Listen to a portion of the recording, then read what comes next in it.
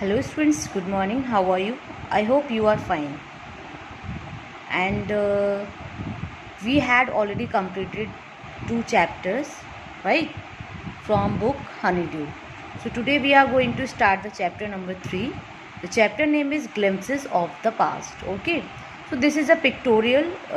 This is some pictorial type of story, and these pictures and speeches bubbles will help clarify your understanding of the conditions. Okay. So, and the chapter describes the events and circumstances that took place in India during the year of 1757 to 1857. Okay.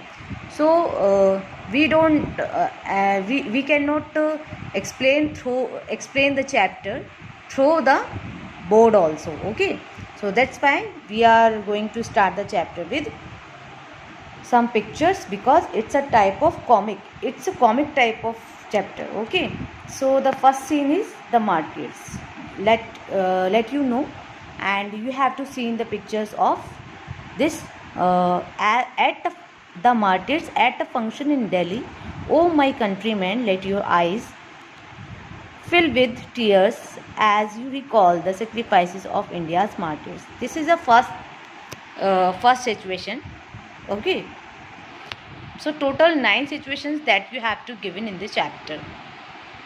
So the first scene represents a function that took place in Delhi, and you have to see Lata Mangeshkar can be seen singing a song, "Oh my countrymen, ऐ मेरे वतन के लोगों," right? Alongside her and Indira Gandhi and Pandit Jawaharlal Nehru and Lal Bahadur Shastri can also be seen. Okay, you have to see this in this picture also. So, and the next scene is the company's conquest, and this is a situation for 1757 to 1849. Okay. So with its superior weapons, the British East India Company was extending its power in 18th century India. Let's see. This is the year 1757 bears the mark of being an important year in Indian history. Okay.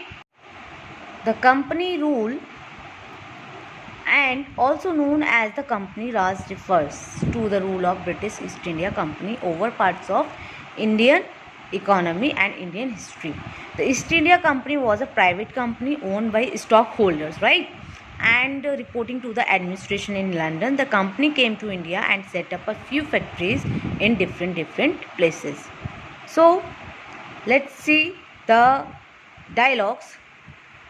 That upstart Raja Ba called the English merchants. They will help me to defeat him. Okay, slowly and gradually they began to expanding and extending their dominance in India. One of the reasons they were able to do so, that they possessed superior weapons. Secondly, they took advantage of the prevailing disturbed circumstances among the Indian rulers. Okay, the Indian princes were not at peace amongst themselves. Indian princes, however, were short-sighted. So every people may know the Indians are short-sighted, and which means that only considered immediate benefits but ignored its long-term consequences. Okay, so they took help from the English merchants to be able to defeat their rivals. This helped the British East India Company in different ways. Okay.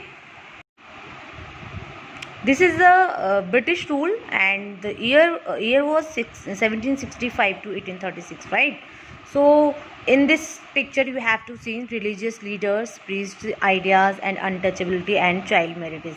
In this year led to the rise of widespread myths and taboos like untouchability, right? Child marriages, inferiority of women also. So our own religious leaders taught everyone the ideas of untouchability. Untouchability refers to the practice of excluding a minority group, right? By segregating them from the mainstream by social custom and legal mandate. So they were not allowed to come near those who considered themselves superior, not allowed in a temples, and not allowed in a water nearby water, okay, water places. So, and deprived of the basic rights goes on. The religious leaders even preached that people who cross the seas will no longer belong to their religion. Women were considered the root cause of a lot of problems like poverty and other miseries. This is the reason why teenage girls were forced to marry and thereby leading to child marriages also. These practices were not only being done but were also being promoted. The Britishers started looking down upon Indians and initiated brainwashing the rulers against them. Okay, so and the fourth is and let's see the entry of Ram Mohan Roy, and this is the year of 1772 to 1833. Ram Mohan Roy, he is a Bengali, and he understood why was the wrong with the country. What was the wrong with the country, and he is very troubled with that situations also. Okay, and he is and he was a well educated person, and he was one of the first of realize that there was something wrong with our country. He was he was one of he was the belief that Indians must not consider themselves inferior or look down upon themselves. He believed that our ancient culture was great and the people were destined for greater achievements. According to Raja Ram Mohan Rai, the first step was to change the society and by abandoning the prevailing superstitions. It was the root cause of all the problems. And also he was inquisitive to know what made the Britishers so powerful, and so he crossed the seas and traveled to England. There he is known to tell Britishers that we as a nation accept their rule, and he added that they must accept Indians as a subject and not forget their responsibility and the duties towards their subjects, because subjects is like the people, and Raja Ram Mohan Rai is known for his efforts to abolish the practice of sati and child marriages also. Okay, and the next is operation. The year was 1765 to 1835.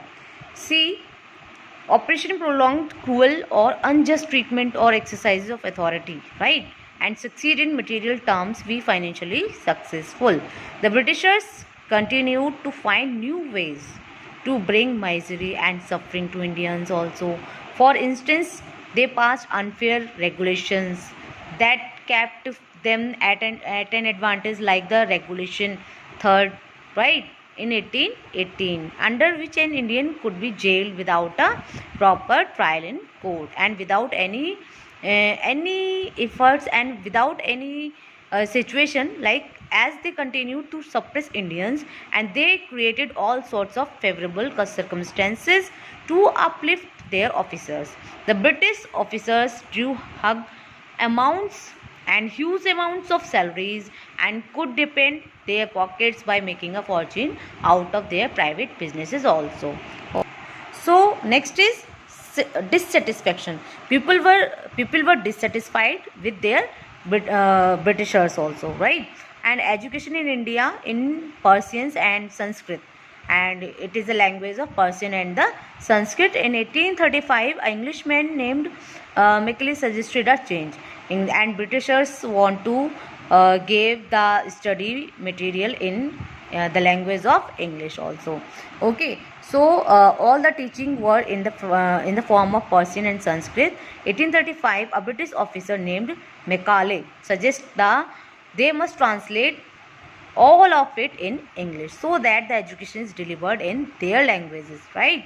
And they did so to produce clerks to get their unimportant clerical tasks and administrative duties like unanswering the phone, typing documents also, and generation of masterminds who wanted to uplift their brothers too. By educating them, they wanted to strengthen their financial prospects.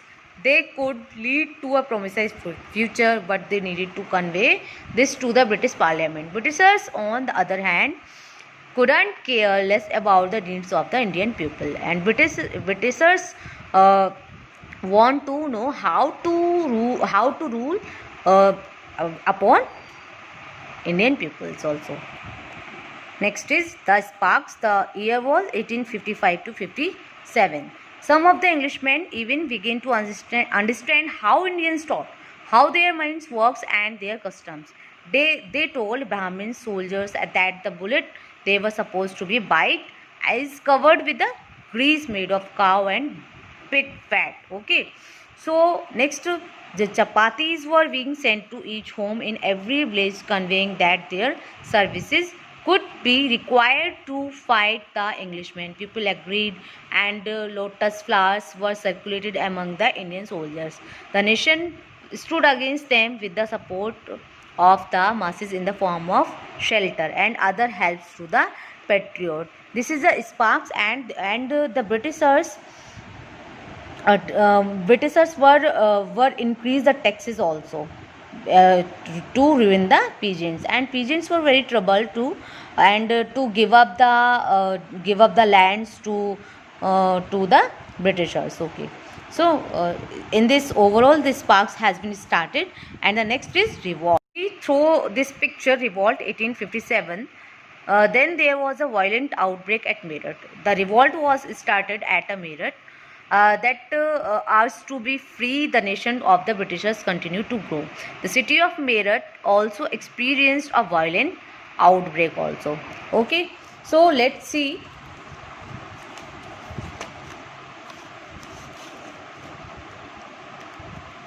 So let's see the image. The rebellion spread wider. The revolution were spread wider also, and many landlords had lost their lands because of the Britishers' policies, and they were sold. And the white man's rules must end. Yes, we will help you. And this is a very the revolt continued to spread and grow. They even got the support of the landlords, and they had also their land due to the new land rules. People were angry and wanted to fight the Britishers against the Britishers also. Okay, the last is 9 number, the fight for freedom 1857. Many former rulers like Begum Hazrat Mahal of Lucknow were bitter, right? And the white man has taken away from our kingdom also. Popular leaders like Maulvi Ahmadullah of Faizabad told the people, and rise brother rise, and Angrez is ruining over our land.